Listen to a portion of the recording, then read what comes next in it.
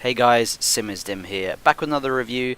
This time it's the Specna Arm's SA-B07. Now it's essentially an M16A4 and I'm going to go over the following things. I'm going to go over what you get in the box, my initial impressions, some features, a chrono test and a range test, and then I'm going to talk a little bit about the gun. But let's get right into it. First off, I'd like to thank my sponsor Mad Dog Airsoft for allowing me to review this, and let's get right into it. Just a brief history on the M16. From the M16's humble beginnings in the Vietnam War to its current day forte in the Iraq and Afghanistan conflicts, it's also been in a variety of video games such as the Battlefield series and Call of Duty. How does the Specna Arm's M16 variant fare in the airsoft world?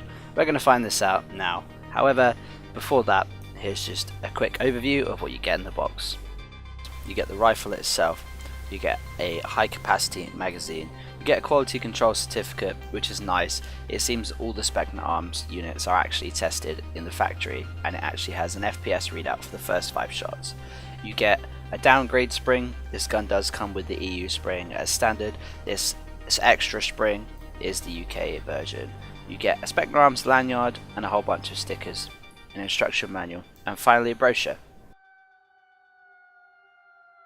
Now we move on to the feature section of this review.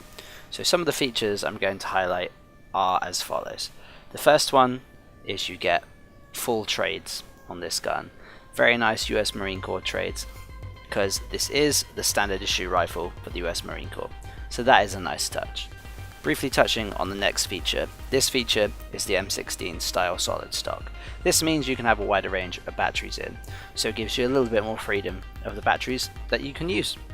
Next up, this seems to be a staple in all the new Specna Arms items, the quick change spring system, which is in every one of their AR style units, I believe.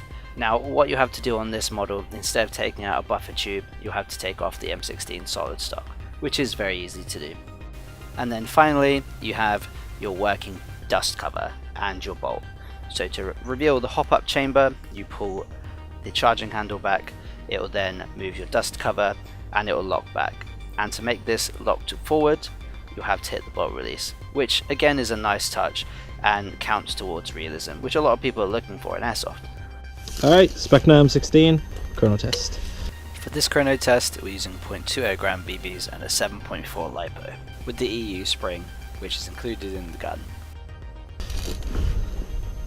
First shot. 457, 446, 467, 448, 446, 446, 446. One last shot. 447. Slightly higher variance in this one of 20 FPS. And now we move on to the range test. Again we're using 0.20 gram BBs at about 30 meters, and then I push it back further.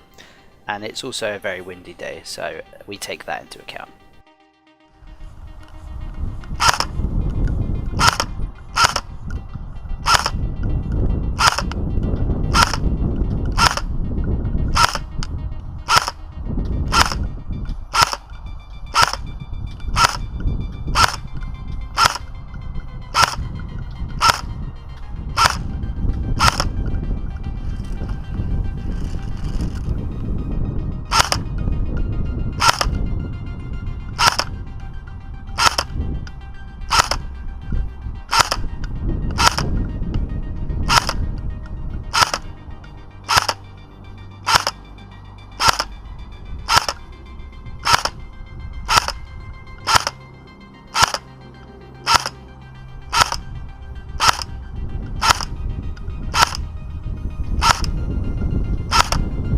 So as you can see from the range test, I was able to hit the barrel at about 30 meters, and then I pushed it back to around 40 to 45 meters. So out of the box, it's very accurate.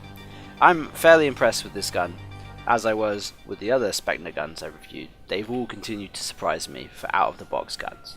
And now I'm going to move on to my final thoughts. Okay, let's break down my final thoughts. So the first thing about this that I really did enjoy was the price point.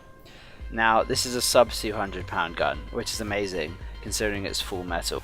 Which moves me on to my next point, which is the gun is full metal, bar the obvious things like the pistol grip and the solid stock. But yeah, it is very high quality metal. I'm not sure what metal it is. It's probably going to be aluminium, but it is quite a high grade metal. So that again is another plus with the gun. I also quite like the trades that you get on the gun.